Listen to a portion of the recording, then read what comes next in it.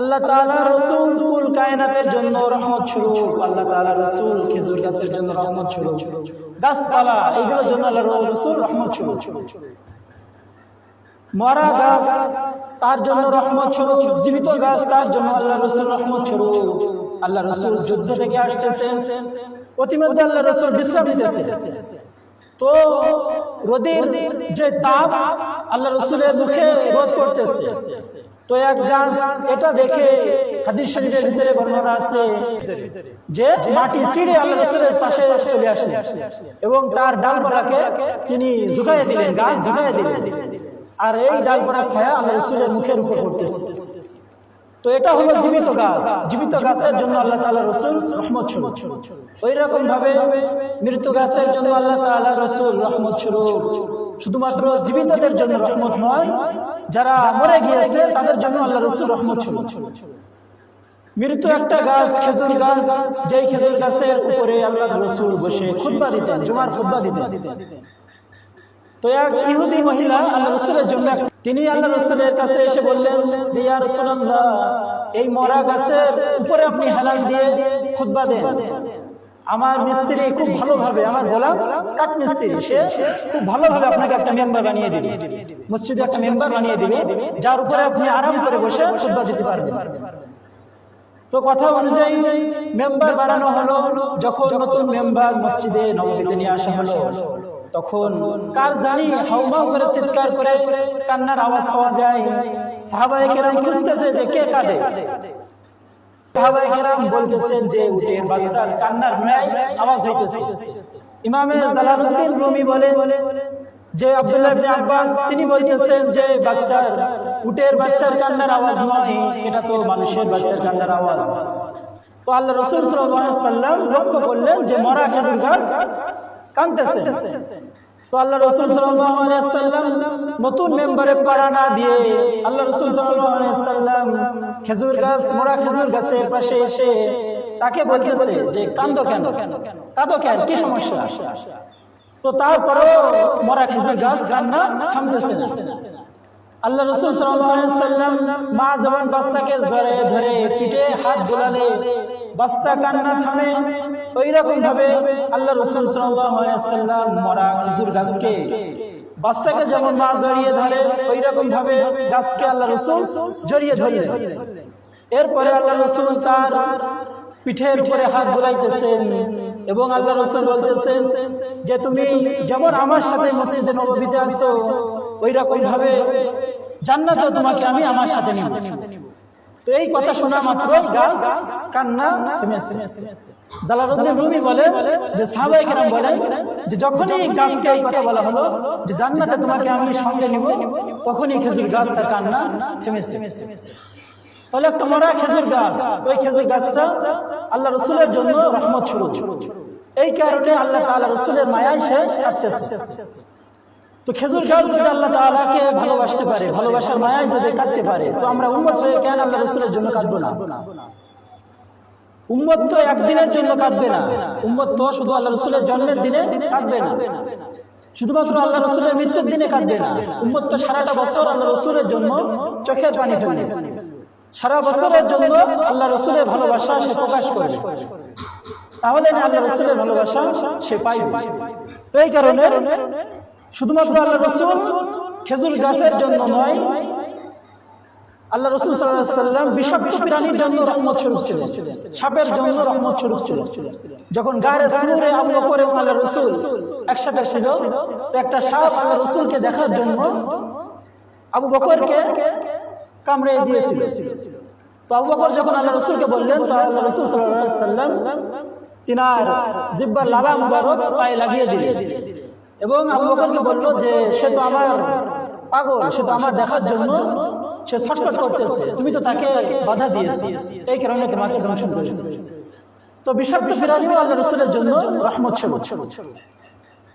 এবং আল্লাহ রাসূল সাল্লাল্লাহু আলাইহি ওয়াসাল্লাম তো এমন মানুষ ছিল যে আল্লাহ রাসূল কাফেরের জন্য রহমত স্বরূপ। আল্লাহ রাসূল সাল্লাল্লাহু আলাইহি ওয়াসাল্লাম যখন তায়েফে গেলেন, তায়েফের কাফেরদেরকে আল্লাহ রাসূল দাওয়াত দিতেছেন যে আল্লাহ তাআলার একত্ববাদের দিকে আসো, আল্লাহ তাআলার দিকে ডাকছেন আল্লাহ রাসূল তায়েফবাসীকে। তো তায়েফের কাফের ছেলেরা, যুবক ছেলেরা আল্লাহ রাসূল সাল্লাল্লাহু আলাইহি সাল্লামের উপরে পাথর নিক্ষেপ করলেন। এত পরিমাণ পাথর আল্লাহ রাসূলের উপরে নিক্ষেপ করলেন যে আল্লাহ রাসূল সাল্লাল্লাহু আলাইহি সাল্লাম বেহুশ হয়ে পড়ে গেলেন। গায়ে রক্তাক্ত অবস্থায় বেহুশ হয়ে আল্লাহ রাসূল সাল্লাল্লাহু আলাইহি সাল্লাম জমিনে পড়ে গেলেন। একবার নয়, দুইবার নয়, আল্লাহ রাসূল সাল্লাল্লাহু আলাইহি সাল্লামকে তিনবার বেহুশ করে জমিনে ফেলিয়ে দিয়েছে। হযরত জিবরাইল আল্লাহ রাসূলের কাছে আসলেন, এসে আল্লাহ রাসূলকে বলতেছেন যে ইয়া রাসূলুল্লাহ, আপনি একবার অনুমতি দিন যে আমি এই তায়েফবাসীকে দুই পাহাড়ের পদদেশে তাদেরকে আমি পিষে মেরে ফেলি। তো আল্লাহ রাসূল সাল্লাল্লাহু আলাইহি ওয়াসাল্লাম জিবরাইলের এই কথা শুনে দুই হাত আসমানে তুলে আল্লাহ রাসূল আল্লাহ তাআলার কাছে দোয়া করতেছেন যে হায় আল্লাহ, এদেরকে আপনি মাফ করে দিন। এরা এদের নবীকে চেনে নাই, এরা আমাকে বোঝে নাই। তো এরা চেনে নাই, তো বোঝে নাই, তো কি হয়েছে? এদের ঔরসে যারা আসবে, আমার আনে আলা উম্মত, তারা আমাকে চিনবে, তারা আমার উপরে ঈমান আনবে, আমাকে বিশ্বাস করবে, আপনার উপরে ঈমান আনবে। এদেরকে আপনি মাফ করে দিন।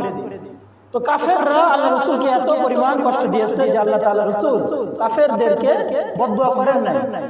আল্লাহ রাসূলের সুযোগ ছিল বদদুয়া করার, কিন্তু বদদুয়া করেন নাই। এবং কাফেররাও আল্লাহ রাসূল সাল্লাল্লাহু আলাইহি ওয়াসাল্লামকে আল আমিন বলে মানত। কিন্তু আল্লাহ রাসূল সাল্লাল্লাহু আলাইহি ওয়াসাল্লাম যখনই আল্লাহ তাআলার একত্ববাদের কথা বললেন, তখন তাকে মিথ্যাবাদী, পাগল বলে সাব্যস্ত করলেন। কিন্তু এর আগে তিনি এমন ছিল কাফেরদের কাছে যে আবু সুফিয়ান যখন হেরাক্লায় গেল, হেরাক্লা বাদশাহর কাছে গেল, রোম এবং পারস্য রাজা হেরাক্লা, তার কাছে যখন আবু সুফিয়ান গেল, তো হেরাক্লা তখন কাফের, আবু সুফিয়ানও কাফের।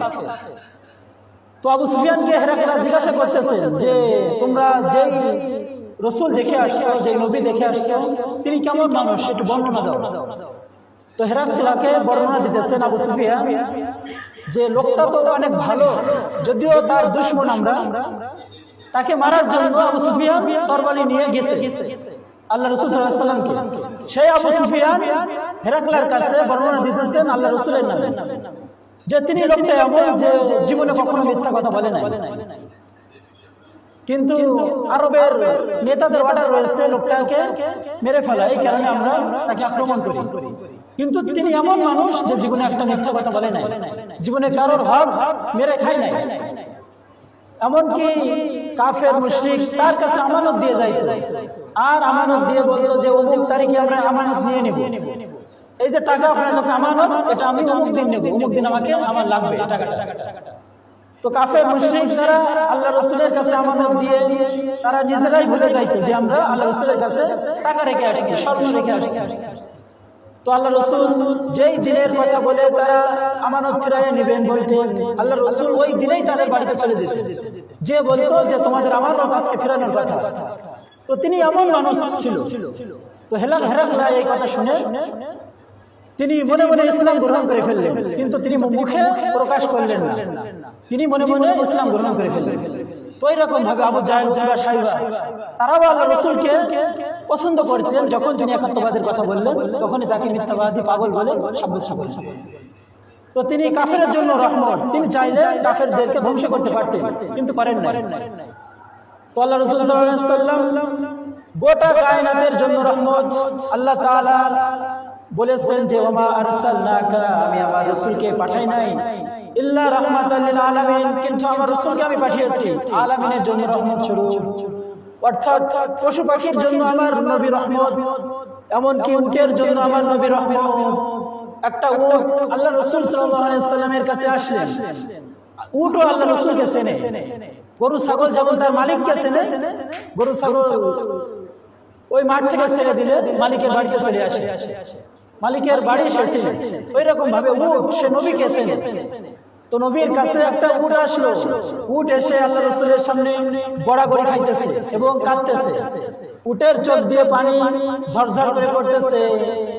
তো সাহাবায়ে কেরাম বলেন যে ও যখন এইটা করতেছে, ঘোরাঘুরি করতেছে, চোখের পানি ছেড়ে দিতেছে, তখন আল্লাহ রাসূল উটের স্বভাব বুঝতে পেরেছে যে আল্লাহ রাসূল সাল্লাল্লাহু আলাইহি ওয়াসাল্লামকে উট বুঝাইতেছে যে তার মালিক তাকে খাওয়া দাওয়া কম, খাউন দেয় কম এবং তাকে দিয়ে কাজ করিয়ে নেয় বেশি। তো এই বিচার আল্লাহ রাসূলের সাথে দিতেছে। তো আল্লাহ রাসূল সাল্লাল্লাহু আলাইহি ওয়াসাল্লাম উটের মালিককে ডাকলেন, ডেকে তাকে ধমকি দিলেন, দিয়ে বলতেছেন যে এবার থেকে তুমি তোমার উটকে খাওয়াবে বেশি এবং কাজ করাবে কম, তাকে খেতে দিবে বেশি বেশি বেশি করে খেতে দিবে এবং তাকে দিয়ে কাজ কম করাবে। তো সাহাবায়ে কেরাম বলেন, যখন আল্লাহ রাসূল সাল্লাল্লাহু আলাইহি ওয়াসাল্লাম উটের মালিককে এইভাবে বলতেছে, তখন উট চোখের পানি বন্ধ করে উট দাঁড়িয়ে তিনি মালিকের পিছন পিছন চলে যাইতেছে। তাহলে উটও আল্লাহ রাসূল সাল্লাল্লাহু আলাইহি ওয়াসাল্লামকে চিনে, উটও আল্লাহ রাসূল সাল্লাল্লাহু আলাইহি ওয়াসাল্লামের স্বভাব বুঝে। যেমন আল্লাহ রাসূল যখন মক্কা থেকে মদিনায় হিজরত করে গেলেন, তখন আল্লাহ রাসূল সাল্লাল্লাহু আলাইহি ওয়াসাল্লাম তিনি কার বাড়িতে যাবেন এটা নিয়ে তিনি মদিনাতে গিয়ে তাকে টানাটানি শুরু করে দিল। মদিনাবাসীরা তাকে টানতেছেন যে আপনি আমার বাড়িতে আসেন, আমার বাড়িতে আসেন। কিন্তু আল্লাহ রাসূলের ইচ্ছা ছিল যে বাদশা তাকে যে বাড়িটা উপহার দিয়েছে, হাদিয়া দিয়েছে, ওই বাড়িতে যাওয়া। তো আল্লাহ রাসূল সাল্লাল্লাহু আলাইহি ওয়াসাল্লাম যখন তারা এরকম করতেছে, তো আল্লাহ রাসূল সাল্লাল্লাহু আলাইহি ওয়াসাল্লাম এই কারণে উট হযরত আইয়ুব আল আনসারীর বাড়িতে আল্লাহ রাসূলের যাওয়ার ইচ্ছা ছিল।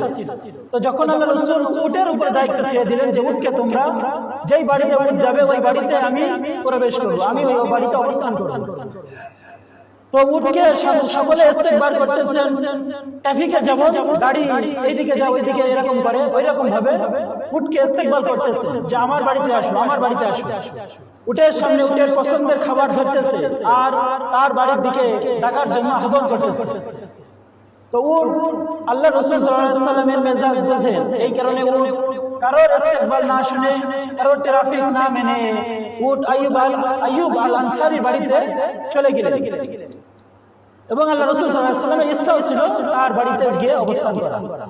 তাহলে আল্লাহ রাসূল সাল্লাল্লাহু আলাইহি ওয়াসাল্লাম শুধুমাত্র মানুষের জন্য রহমত নয়, আল্লাহ রাসূল পশু পাখির জন্য রহমত। আল্লাহ রাসূল মুসলমানের জন্য রহমত নয়, আল্লাহ রাসূল কাফেরের জন্য রহমত স্বরূপ। আল্লাহ রাসূল সাল্লাল্লাহু আলাইহি ওয়াসাল্লাম কুল কায়নাতের জন্য রহমত স্বরূপ। এবং আল্লাহ রাসূল সাল্লাল্লাহু আলাইহি ওয়াসাল্লামের চরিত্র কেমন ছিল এটা আম্মা জান আয়েশা রাদিয়াল্লাহু আনহার কাছে জিজ্ঞাসা করতে বলা হলো। তো আম্মা জান আয়েশা বললেন, কানা খুলুকুল কুরআন, কেমন যেন কুরআনটাই হলো আল্লাহ তাআলার রাসূলের চরিত্র। তার মানে কুরআনের যত আদেশ এসেছে আল্লাহ তাআলার পক্ষ থেকে, সমস্ত আদেশ আল্লাহ তাআলার রাসূল পালন করেছে।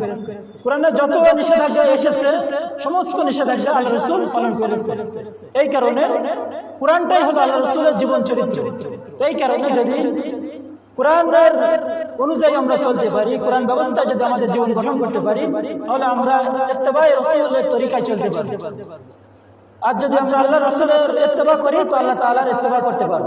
মান আতানি আতা আল্লাহ, মান আসানি আসা আল্লাহ।